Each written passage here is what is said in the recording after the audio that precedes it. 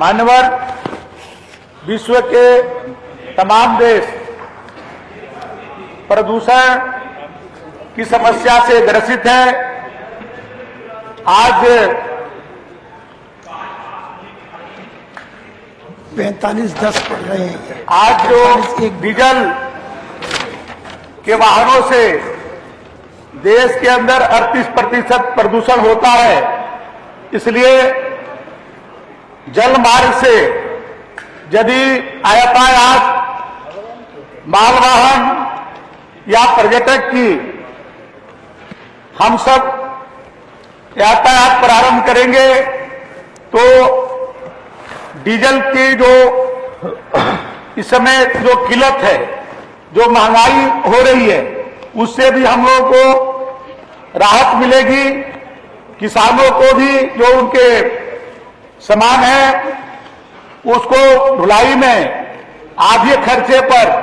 जल मार्ग से हम लोग यदि करेंगे परिवहन तो उसमें हम सबको सुविधा मिलेगी। पहले भी प्राचीन काल में, आज से 2000 वर्ष पूर्व भी अपने अयोध्या की राजकुमारी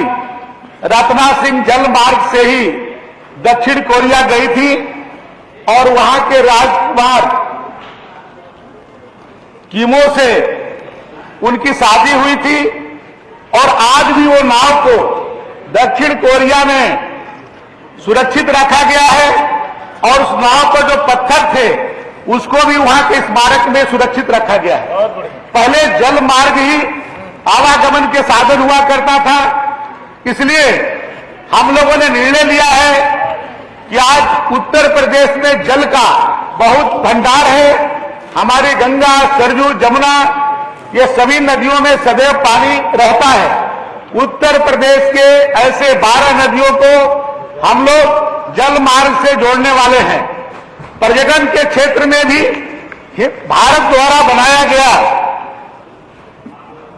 जो अभी 13 जनवरी 2023 को माननीय प्रधानमंत्री जी ने जो रिवर क्रूज एमवी गंगा विलास को बनारस से हरी झंडी दिखाया, जो हमारे बनारस होते हुए पटना, बोधगया, विक्रमशिला, ढाका होते डिब्रूगढ़ तक वो जहाज गई और उसको लोग लेकर के लोगों में बहुत उत्सुकता थी। अब हम लोग अयोध्या के अंदर भी, काशी के अंदर भी, प्रयाग के अंदर भी, मथुरा के अंदर भी पर्यटन के लिए हम लोग नदियों में हम लोग क्रूज चलाएंगे और आवागमन के भी साधन, क्योंकि बहुत कम खर्च में हम लोग आधे खर्च में जो अभी डीजल से जो हमारे खर्च होते हैं उससे आधे खर्च में हम लोग जल मार्ग से जो सेवाएं देंगे तो लोगों को बहुत ही राहत मिलेगी और पर्यटन के भी अपार संभावनाएं बढ़ेगी। अभी तक नदियों में जो दुर्घटनाएं होती हैं, जो नाव होती थी, उसमें भी उसका कोई रजिस्ट्रेशन नहीं होता था, उनके लिए सुरक्षा के लिए कोई इंतजाम नहीं होता था, तो वो भी इसके कारण हम लोग उसको भी व्यवस्थित करेंगे। और नदियों में भी जिस तरह से लोग आकर के अपना घर बना लेते हैं, बाद में जब वो डूबने लगते हैं तो कई तरह के प्रश्न खड़ा होता है, तो उसको भी ये प्राधिकरण पहले से ही ऐसे जहां पर जो नदियों की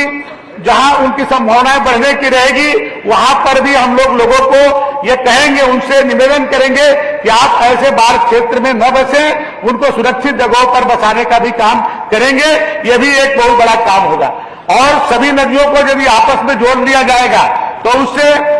प्रदेश के विकास में भी बहुत अवसर मिलेंगे, लोगों को रोजगार के भी नए अवसर सृजन होंगे। इसलिए यह विधेयक बहुत ही महत्वपूर्ण है, इसलिए मैं आपसे चाहूंगा कि इसको जो है पास करने की अनुमति दिया जाए।